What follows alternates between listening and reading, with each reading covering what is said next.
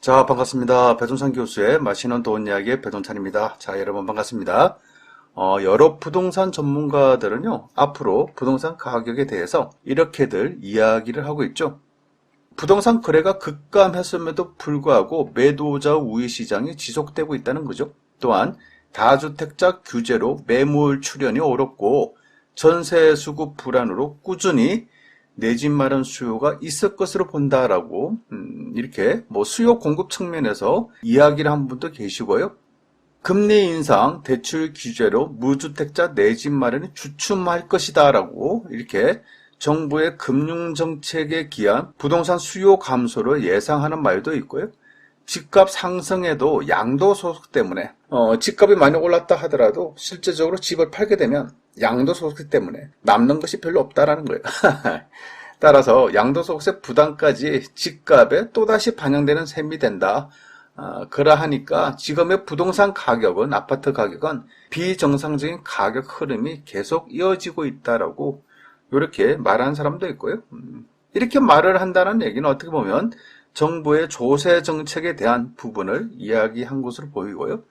또 어떤 사람은 임대차 3법 다주택자 규제로 인해서 전세 시장에 악영향을 끼치고 있다. 따라서 전세 부족으로 인해서 부동산 가격, 아파트 가격은 한동안은 우상향될 가능성이 많다라고 이렇게 말하는 사람도 있고요.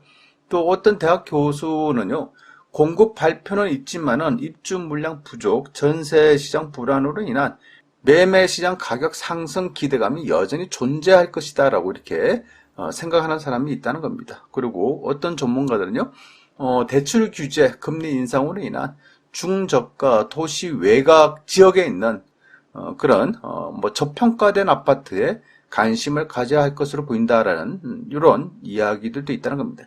기타 나머지 분들의 의견 또한 이와 비슷하게 흘러가는 것 같아요.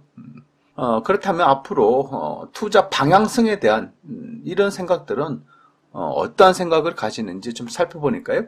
크게 요약을 해드리면 첫 번째 부동산 하락 주기인데요. 우리나라의 부동산 가격 흐름을 놓고 볼 때 거대한 사이클이 이렇게 존재한다는 겁니다. 그래서 부동산 가격이 상승하는 사이클은 보통 5년에서 8년 동안 이렇게 상승을 하였다면 뒤이어서 부동산 하락 사이클 또한 다가온다는 거예요. 그래서 부동산 상승이 5년 내지 8년 동안 이어졌다면 뒤이어서 부동산 하락 사이클이 4년, 5년 동안 이렇게 이어져 온다는 얘기입니다. 뒤따라서 온다는 얘기예요. 무조건 오르기만 한다. 또한 무조건 떨어지기만 한다. 이렇게 표현을 안 하죠. 상승하는 사이클도 있고 하락하는 사이클도 있는데 중요한 부분은 상승하는 사이클이 너무 최장기간 지속적으로 이렇게 상승한다는 게 이상하다는 겁니다. 따라서 현재 집값 고점의 가능성도 충분히 있다라고 이렇게 말을 하고 있죠. 이러하니까 이제는 조심할 시기라는 거고요. 두 번째로 본다면 연끌이나 빚투의 시대는 지나갔다라는 거죠. 내 집 마련을 하되 무리한 빚투나 연끌 시대는 지나갔다. 따라서 다주택자를 지금 규제하는 이 시대에 투자용 부동산 매수는 위험하다라는 말을 하고 있다는 겁니다. 다만 세 번째로 본다면 무주택자 입장에서는 내 집 마련 경우는 찬성한다는 거죠. 그래서 거주 목적이다. 직주 근접이고 역세권이고 내가 회사 가까운 곳으로 옮겨가는 거, 또 내 집 마련하는 거 이런 거는 괜찮다. 또한 지금 아파트 가격을 그냥 고가에 있는 아파트를 사는 게 아니라 좀 시간이 지난 뒤에도 가격이 떨어진 순간, 그 순간에 또 간혹 가다가 저가 매물이 나오지 않습니까? 매매 금액이 보통 10억인데 간혹 가다가 9억 5천짜리도 나오지 않습니까? 급매로 어쩔 수 없이 팔아야 되는 사람들. 또 작은 아파트 경우에는 매매 금액이 3억인데 간혹 가다가 2억 7천, 2억 8천도 나오지 않습니까? 이처럼 시세 대비해서 좀 싸게 나오는 매물이 있다면 그런 매물을 눈여겨보라는 얘기죠. 어떻게 보면 당연한 이야기 같고요. 물론 이와 반대되는 의견을 또 말씀하시는 분도 계시죠. 신고가 행진이 이어진다. 어떤 분은 또다시 패닉 바잉 시대가 온다라고 하는데요. 그래요. 아무튼 패닉 바잉 시대가 또 올까요? 어떻게 보면 살 사람들 거의 산 시점이고 그렇지 않습니까? 다주택자 규제를 이렇게 막고 있는데 누가 사냐는 거죠. 지금 산다는 사람은 어떻게 보면 무주택자들 아닙니까?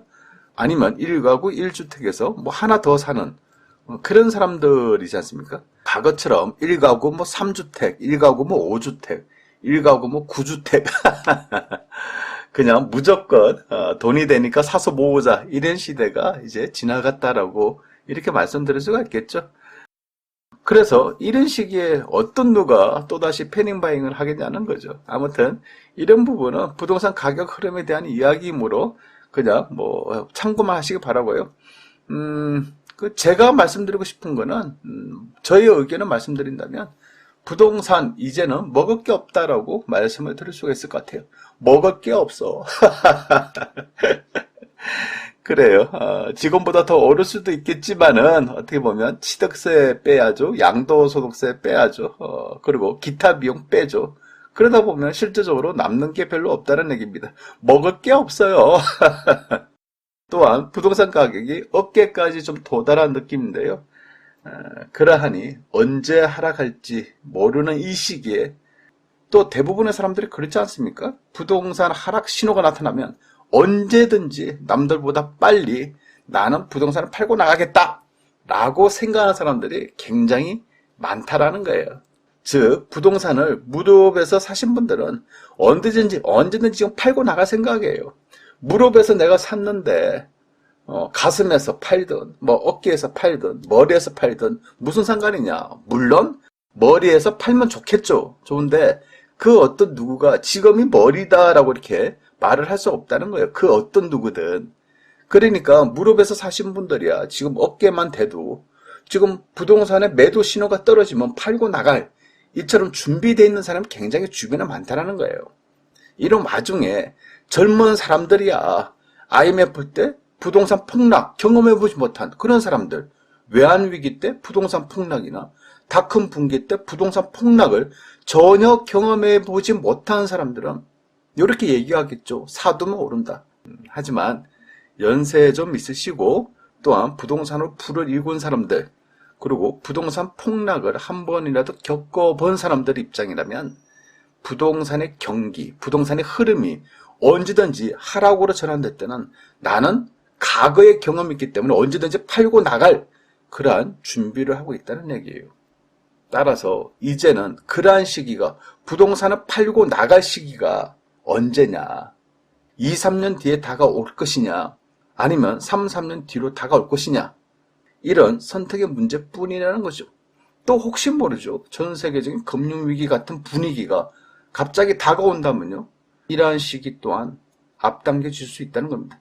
그러니 부동산의 시장 또한 지금까지야 좋죠. 그리고 앞으로 뭐 1, 2년간은 더 좋아질 수도 있겠지만은 이에 반해서 이제는 부동산 시장도 급속한 하락을 준비를 해야 될 시기도 같이 다가오게 있다. 말씀을 드릴 수 있을 것 같아요. 아무튼 오늘 부동산 전문가들 이야기와 저의 이야기를 잘 참고하셔가지고요. 여러분 발빠른 대응을 준비하시기를 바랍니다. 이상까지 배종찬 교수의 맛있는 더운 이야기였습니다. 감사합니다.